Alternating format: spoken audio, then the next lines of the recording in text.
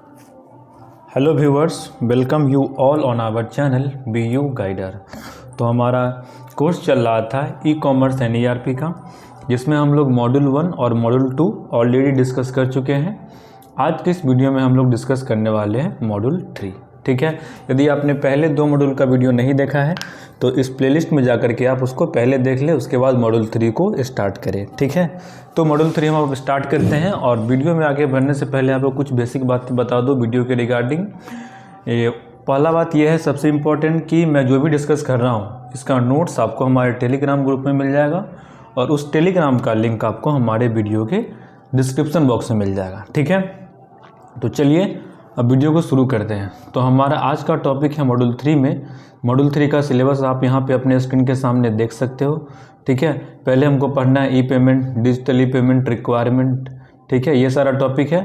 उसके बाद हम मॉड्यूल 3 में ही ई सिक्योरिटी को पढ़ेंगे, और ई सिक्योरिटी में आपका ये सारा टर्म को हम लोग देखने वाले हैं एक एक करके। ठीक है, तो चलिए शुरू करते हैं हम। ठीक है, सबसे पहला हमारा क्वेश्चन आता है कि what is E payment, electronic payment आखिर है क्या। ठीक है, तो जैसा कि आप यहाँ पे देख सकते हो, electric e payment system allows transaction through digital means instead of cash. Example include online banking, mobile wallets, ठीक है, and cryptocurrency. E payment क्या है? E payment system allows transaction through digital means. E payment जो हम electronic payment करते हैं भाया Google pay, phone pay, Amazon, वही है हमारा ई पेमेंट, इलेक्ट्रॉनिक पेमेंट। इसका डिफिनीशन का बात करें तो e payment system, electronic payment system allows transaction through digital means instead of cash. Electronic payment system हमको ट्रांजेक्शन अलाउ करता है digitally, digital means instead of cash, cash के जगह पे। ठीक है, तो चलिए अब आगे बढ़ते हैं। तो नेक्स्ट टॉपिक हमारा है, अगला टॉपिक हमारा क्या है? देखिए, अगला हमारा टॉपिक है डिजिटल पेमेंट रिक्वायरमेंट। ठीक है, डिजिटल पेमेंट का क्या क्या रिक्वायरमेंट है? तो सबसे पहला इसका रिक्वायरमेंट है सिक्योर ऑथेंटिकेशन, जिसको हम लोग OTP बोल दो, या फिर पासवर्ड बोल दो, या फिर बायोमेट्रिक बोल दो। ठीक है, चलिए यहाँ पे आपसे एक इंटरेस्टिंग क्वेश्चन पूछता हूँ। OTP यहाँ पे आपको दिख रहा होगा, आप इसका फुल फॉर्म क्या जानते हो? ठीक है, आप क्या बोलोगे? इसका फुल फॉर्म होता है वन टाइम पासवर्ड। ठीक है, वन टाइम पासवर्ड। लेकिन मैं आपको बता दूं, ये वन टाइम पासवर्ड नहीं होता है, ऑन टाइम पासवर्ड होता है। Because why on time? Because this is valid for some fix period of time, generally 2 to 3 minutes, or you can say 5 minutes. Okay, so OTP stands for on time password, not one time password. Okay, और digital payment का requirement क्या है? Encryption for data protection. यहाँ पे encryption होना चाहिए data protection के लिए। अब इंक्रिप्शन का बात करें तो इंक्रिप्शन क्या होता है? सिंपल लैंग्वेज में आप समझ सकते हो, इंक्रिप्शन कुछ नहीं है तो है क्या भाई साहब? इंक्रिप्शन बस ये है, सिंपल जो भी आप देखते हो उसको कुछ कोडेड फॉर्मेट कन्वर्ट करना।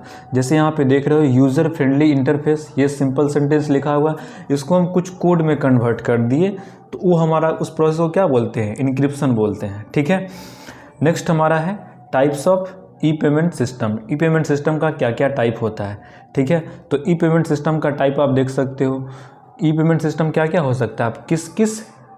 आप डिजिटली इलेक्ट्रॉनिकली कौन कौन से सिस्टम के हेल्प से पेमेंट करते हो? तो सबसे पहले उसमें आता है आपका डिजिटल टोकन्स भी आप कहीं कहीं पे करते हो। यहाँ पे देखो, used in prepaid cards and e wallets, Paytm, Google पे, इस सब में हम लोग टोकन वगैरह भी यूज करते हैं। अगला क्या है हमारा? Electronic cash, e cash, virtual money store digitally, example bitcoin. ठीक है, तो ये याद आप रखिएगा, इलेक्ट्रॉनिक कैश, ई कैश किसका एग्जाम्पल है? वर्चुअल मनी का। ठीक है, वर्चुअल मनी का एग्जाम्पल क्या है यहाँ पे? बिटकॉइन। ओके, बिटकॉइन, जितना भी क्रिप्टो वगैरह आता है वो जनरली बिटकॉइन में आता है, सॉरी वर्चुअल करेंसी में वो आता है। ठीक है, नेक्स्ट है आपका smart card payment, debit card, credit card and embedded chips for secure transaction. ठीक है, इस सब का यूज किया जाता है सिक्योर ट्रांजेक्शन के लिए स्मार्ट कार्ड पेमेंट में। Okay, now moving forward, next type our electronic payment system का है। Electronic payment system, credit card, debit card, इस सब का कार्ड का हम लोग यूज करके इलेक्ट्रॉनिक पेमेंट करते हैं। बहुत सिंपल है, आप पढ़ के आसानी से समझ सकते हो। नेक्स्ट है आपका, नेक्स्ट और लास्ट है number 5, virtual currency and digital wallets. Virtual currency में आपका क्या आ जाएगा? वर्चुअल करेंसी में आपका आ जाएगा क्रिप्टो करेंसी, जैसे बिटकॉइन, इथेरियम, ठीक है, ये सब आपका वर्चुअल करेंसी में है। मोबाइल वैलेट में क्या आ जाएगा, अमेज़ॉन पे, एप्पल पे वगैरह वगैरह, ठीक है। तो ये 5 यहाँ पे हम लोग किसका टाइप देंगे, types of e payment system. E payment system का ये 5 टाइप था। एग्जाम में ये भी क्वेश्चन पूछ सकता है कि right the different types of e payment system, तो आपको वहाँ पे सारा डिस्क्राइब करना पड़ेगा, ठीक है। नेक्स्ट हम चलते हैं risk of e payment system. E payment system का रिस्क क्या क्या है, तो आप आसानी से इसको समझ सकते हो। सबसे पहला रिस्क क्या है, फ्रॉड एंड हैकिंग। इसमें जो देखते हो अक्सर फ्रॉड हो जाता है। अनऑथराइज्ड ट्रांजेक्शन, फिशिंग अटैक, ठीक है, इसमें अनऑथराइज्ड ट्रांजेक्शन होता है जिसको हो जाता है कभी कभी, ठीक है, जिसको आप ऑथराइज नहीं करते हो और कोई थर्ड पार्टी विदाउट आपके परमिशन के, ठीक है, किसी भी तरीक़ा से आपका पासवर्ड वगैरह लेकर के आपका बैंक क्रेडेंशियल पता कर लेता है और, ठीक है, और फ्रॉड ट्रांजेक्शन, अनऑथराइज्ड ट्रांजेक्शन को इनिशिएट करता है। अब इसमें है फिशिंग अटैक। फिशिंग अटैक क्या होता है, देखो फिशिंग अटैक सिंपल लैंग्वेज में आप समझ ले, जैसा कि नाम से ही क्लियर है, ठीक है, दाना डालेगा चिड़िया फंसेगा, ठीक है। फिशिंग अटैक जैसे कभी कभी आप देखते हो एडवर्टाइजमेंट, ठीक है, कि आपका पैसा तुरंत में डबल, ओके, या फिर कोई भी ऐसा ऑफर कि आप छोटा सा ये ऐप डाउनलोड करो आपको 5,000 रुपये मिलेगा, ठीक है, या फिर ऐसा कि मान लो आपको फ़ोन कॉल आया और बोला गया आपका अपना बैंक डिटेल दीजिए, आपका 5 लाख का लॉटरी लगा है। तो ये सब क्या आ गया, एक तरीका से लालच दे रहा है, तो ये सब फिशिंग अटैक में आ गया, ठीक है। नेक्स्ट है आपका डेटा ब्रीच। डेटा ब्रीच में क्या है, leakage of sensitive customer data. ये भी हो सकता है, जैसे मान लो कोई भी कस्टमर, ठीक है, आप कहीं गए, वहाँ पे आपका बैंक आईडी वगैरह, ठीक है, किसी भी तरीक़ा से आपका पर्सनल डेटा ब्रीच हो गया, ओके। ट्रांजैक्शन एरर, कभी कभी क्या होता है, हमारा ट्रांजैक्शन फेल हो जाता है, ठीक है। डिले और डिलेज और फेलियर्स इन प्रोसेसिंग पेमेंट, कभी कभी पेमेंट हमारा फेल हो जाता है या फिर फंस जाता है, ठीक है, ना जिसको हम भेजते हैं उसके अकाउंट में जाता है ना हमारे अकाउंट में आता है, बीच में ट्रांजैक्शन फंस जाता है कभी कभी, ठीक है। नेक्स्ट है आपका डिजिटल सिग्नेचर। ये digital signature is encrypted electronic stamp of authentication use to verify the identity of the sender and ensure data integrity online transaction. कुछ नहीं समझ में आया होगा, ठीक है।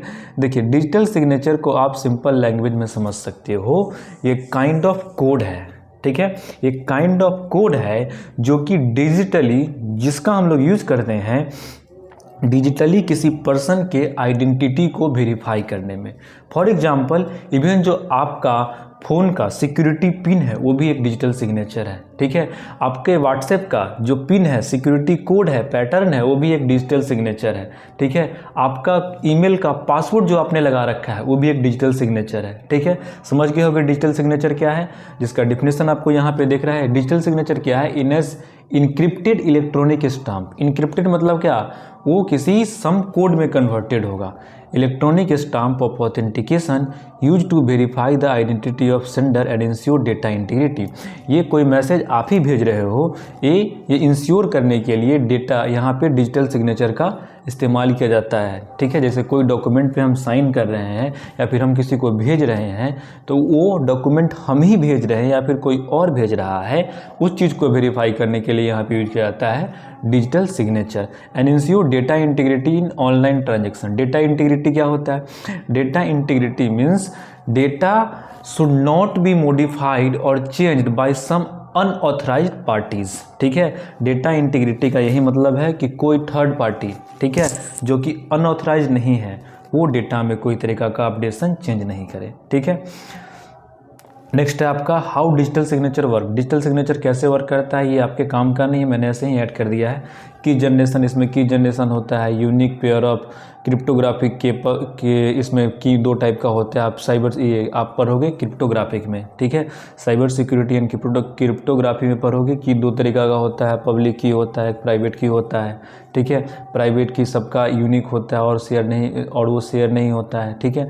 यहाँ पे क्या बोल रहा है, नेक्स्ट है आपका signing. The sender encrypts the message और document with the private key. जो सेंडर होता है अपने प्राइवेट की से उसको इनक्रिप्ट करता है, ओके।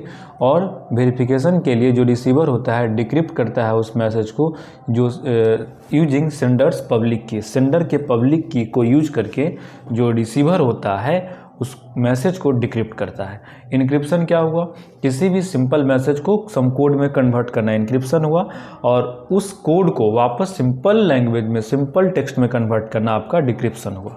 ठीक है, अब देखो advantage of digital signature. Digital signature का एडवांटेज का बात करें तो एडवांटेज क्या क्या हो सकता है। Ensure data integrity. Data integrity क्या होता है मैं ऑलरेडी बता चुका हूँ। Message remains unchange. Okay, provide authentication, ये ऑथेंटिकेशन प्रोवाइड करता है।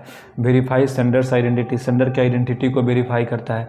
Supports non repudiation. Non repudiation क्या होता है, prevent sender from denying a transaction.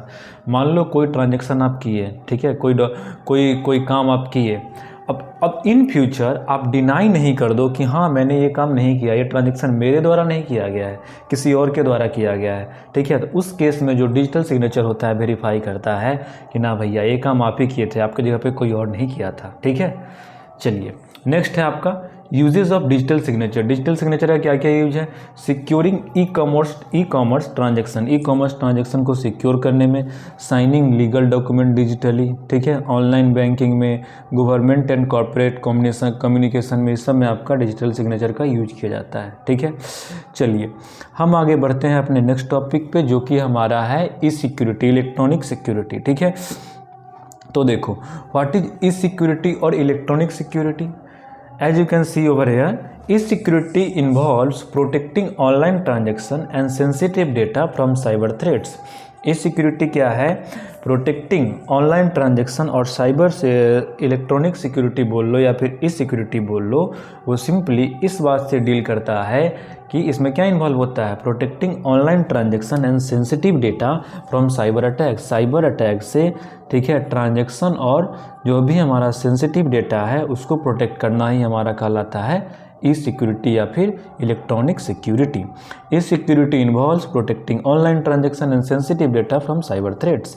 Next है आपका security risk in e commerce. E commerce में सिक्योरिटी रिस्क क्या क्या हो सकता है। सबसे पहला आपका डिनायल ऑफ सर्विस, DOA जिसको शॉर्ट में बोलते हैं। ठीक है, hacker overload A website with traffic making it unavailable. कभी कभी क्या देखते हो कि कोई वेबसाइट ओवरलोड हो जाता है, मतलब कभी कभी हैकर या फिर जनरली कभी हैकर कह लो या कभी ओरिजिनली कस्टमर इतना ज़्यादा हो जाता है कि उसी टाइम पे कोई वेबसाइट जो है उतने सर्विस को नहीं एक्सेप्ट कर पाता है, तो उसमें उस सर्विस को डिनाई कर देता है। जैसे मान लो कि ट्रेन का टिकट ओपन होता है, ठीक है, अब बहुत कम टाइम में बहुत सारे लोग टिकट के लिए अप्लाई करते हैं, टिकट बनाना चाहते हैं, ठीक है, लेकिन वहाँ पे क्या होता है, हम लोग नहीं बना पाते हैं। क्यों? क्योंकि वहाँ पे ट्रैफिक बहुत ज़्यादा होता है, या फिर आपके एग्ज़ाम के टाइम में जो रिजल्ट आता है आप एकदम से बहुत सारे बच्चे चेक करने जाते हैं, तो कभी कभी क्या देखते हैं हम लोग चेक नहीं कर पाते हैं क्योंकि वहाँ पे ट्रैफिक बहुत ज़्यादा होता है। ठीक है, तो वो तो जेन्युइन केस हुआ। कभी कभी क्या करते हैं हैकर लोग वहाँ पे जानबूझ के ट्रैफिक बढ़ा देते हैं, जिससे आप वहाँ पे जो ऑथराइज पर्सन है अपना डेटा एक्सेस नहीं कर पाए, तो वो आपका है डिनायल ऑफ सर्विस। ठीक है, viruses and malware, malicious software infecting system stealing data. कभी कभी क्या होता है हमारे सिस्टम में कोई फाइल्स के साथ या फिर कोई ऐप के साथ हम लोग मैलिशियस या फिर वायरस वगैरह डाउनलोड हो जाता है, जिससे हमारा डेटा ब्रीच हो जाता है। ठीक है, हमारे सॉफ्टवेयर को इन्फेक्ट कर देता है और डेटा ब्रीच या फिर डेटा स्टील कर लेता है। ठीक है, नेक्स्ट है हमारा अनऑथराइज्ड एक्सेस। अनऑथराइज्ड एक्सेस क्या है, ठीक है, और हम लोग यहाँ पे पढ़ क्या रहे हैं, ई सिक्योरिटी। ई सिक्योरिटी में क्या क्या हो सकता है, क्या क्या रिस्क है, तो ठीक है, डिनायल ऑफ सर्विस पहले हो गया, वायरस और मालवेयर का एक रिस्क है। तीसरा है अनऑथराइज्ड एक्सेस। अनऑथराइज्ड मतलब क्या, जिसको जो ऑथराइज नहीं है, जो पर्सन ऑथराइज नहीं है वो एक्सेस कर पा रहा है हमारे डेटा को। Hacker gaining access to restricted system, जो सिस्टम रिस्ट्रिक्टेड है, सिर्फ ऑथराइज्ड पार्टीज के लिए है, उसको हैकर एक्सेस कर पा रहा है, वो आपका अनऑथराइज्ड एक्सेस में आ जाएगा। नेक्स्ट है आपका सिक्योरिटी स्टैंडर्ड एंड मेजर्स। ठीक है, सिक्योरिटी स्टैंडर्ड में आपका क्या क्या है, फायरवॉल। फायरवॉल क्या होता है, फायरवॉल देखो, फायरवॉल एक काइंड ऑफ सिक्योरिटी सिस्टम होता है। फायरवॉल क्या होता है, it is security system that monitors and control incoming and outgoing network traffic based on pre defined security rules. ठीक है, based on pre defined security rule. आप simple language में समझ सकते हो कि फायरवॉल एक सिक्योरिटी सिस्टम होता है हमारे कंप्यूटर के अंदर, ठीक है, जो कि आने वाले और जाने वाले ट्रैफिक को एनालाइज करता है, ठीक है, और कुछ रूल डिफाइन होता है जिसके अकॉर्डिंग यदि वो उसको सस्पिशियस लगेगा तो उसको डिनाई कर देगा, उसको आने नहीं देगा, ठीक है, हमारे कंप्यूटर में इंटर नहीं करने देगा। It acts as a barrier between trusted network like private internal network and untrusted network. ये ट्रस्टेड नेटवर्क और अनट्रस्टेड नेटवर्क में एक बैरियर की तरह एक्ट करता है, ठीक है, preventing unauthorised access and potential cyber attack. Unauthorised access को प्रिवेंट करता है और साइबर अटैक को भी, साइबर थ्रेट्स या फिर साइबर अटैक को भी प्रिवेंट करता है, ठीक है, ठीक है। तो सिक्योरिटी स्टैंडर्ड एंड मेजर्स, ये हमारा इस मॉड्यूल का लास्ट टॉपिक है, जिसमें पहला आपका क्या है, फायरवॉल। फायरवॉल क्या करता है, ब्लॉक अनऑथराइज्ड एक्सेस, आप समझ चुके हो। क्रिप्टोग्राफी क्या है, encrypt sensitive data for security, sensitive data को इनक्रिप्ट कर देता है फॉर सिक्योरिटी पर्पस के लिए। और इनक्रिप्शन क्या होता है मैं ऑलरेडी आपको बता चुका हूँ। की मैनेजमेंट, ठीक है, की मैनेजमेंट, ठीक है, की मैनेजमेंट में क्या होता है, सिक्योरली हैंडल्स इनक्रिप्शन की, ठीक है। जो आपका इनक्रिप्शन होता है ये आपका दो टाइप का होता है, ठीक है, एक एसिमेट्रिक होता है और एक सिमेट्रिक, जो क्रिप्टोग्राफी आपका होता है दो टाइप का होता है, एसिमेट्रिक क्रिप्टोग्राफी और सिमेट्रिक क्रिप्टोग्राफी। ये आपको पढ़ना है साइबर सिक्योरिटी में, उसको भी छोड़ते हैं, ठीक है। तो देखिए की मैनेजमेंट, जो भी की आपका शेयर किया जा रहा है उसको सिक्योरली हैंडल किया जाए ताकि उसको मिसयूज ना हो पाए और वो किसी अनऑथराइज पर्सन, कोई अनऑथराइज पार्टी या पर्सन उसको एक्सेस नहीं कर पाए। अब की क्या होता है, कि आप समझ लो अभी के लिए एक तरीका का वर्ड होता है, या फिर आप समझ लो कि चाबी है, आप किसी चीज़ को लॉक किए हो, एक तरीका का आपके पास चाबी है, ठीक है, उसको आपको सिक्योरिटली हैंडल करना पड़ेगा ना, ठीक है। यदि आप किसी चोर के पास चाबी चला गया तो आपका काम गया, उसी तरीका से आप इसको समझ लो अभी के लिए। नेक्स्ट है आपका पासवर्ड सिस्टम। पासवर्ड सिस्टम क्या है, स्ट्रॉन्ग ऑथेंटिकेशन बाय या फिर OTP बायोमेट्रिक पासवर्ड सिस्टम होना चाहिए, ठीक है।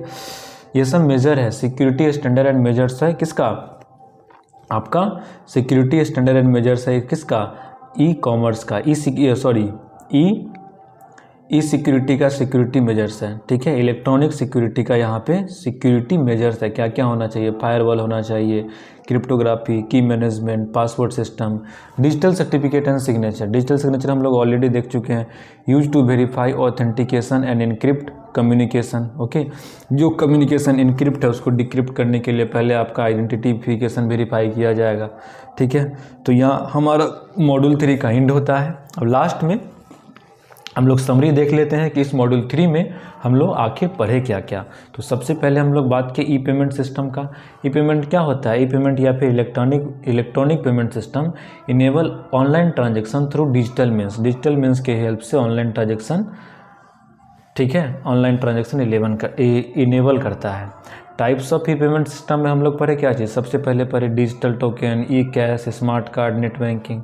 उसके बाद हम लोग देखिए रिस्क मैनेजमेंट, रिस्क को हम लोग कैसे मैनेज कर सकते हैं। तो रिस्क में आपका फ्रॉड हो सकता है, हैकिंग हो सकता है, ट्रांजैक्शन फेलियर हो सकता है, डेटा ब्रीच, 4 तरीका का रिस्क हम लोग देखें, ठीक है। अब ई सिक्योरिटी इंश्योर सेफ, उसके बाद हम लोग ई सिक्योरिटी देखें। तो ई सिक्योरिटी क्या था, e security ensure safe online transaction by preventing cyber threat, cyber threat से हमको प्रिवेंट करके, बचा करके ये सिक्योर ऑनलाइन ट्रांजैक्शन हमको प्रोवाइड करता है। ये सिक्योरिटी में वही है आपका common security risk. Common security risk में क्या क्या है आपका, DOS, denial of service, viruses, unauthorise access आपका आ जाएगा कॉमन सिक्योरिटी अटैक में, ठीक है। नेक्स्ट हम लोग पढ़े क्या चीज़, security standard and measure. Security standard and measure में क्या क्या था, फायरवॉल्स था, cryptography, key management, password protection या आपका पासवर्ड प्रोटेक्शन, ये सब आपका था सिक्योरिटी स्टैंडर्ड एंड मेजर्स में, ठीक है। लास्ट हम लोग पढ़े digital signature, provide authentication, data integrity and non repudiation for online transaction. तो ये था कंप्लीट मॉड्यूल 3 का डिस्कशन। आने वाले वीडियो में हम लोग मॉड्यूल 4 और मॉड्यूल 5 को कवर करेंगे, उसके बाद हम लोग PYQ भी कवर करेंगे, ठीक है। तो ऐसे ही वीडियो के लिए कोर्स में हमारे साथ अपडेट रहने के लिए हमारे चैनल को सब्सक्राइब करें, वीडियो को लाइक करें और आपसे मिलते हैं अगले वीडियो में। Till then bye bye, take care of yourself. जय हिंद, जय भारत।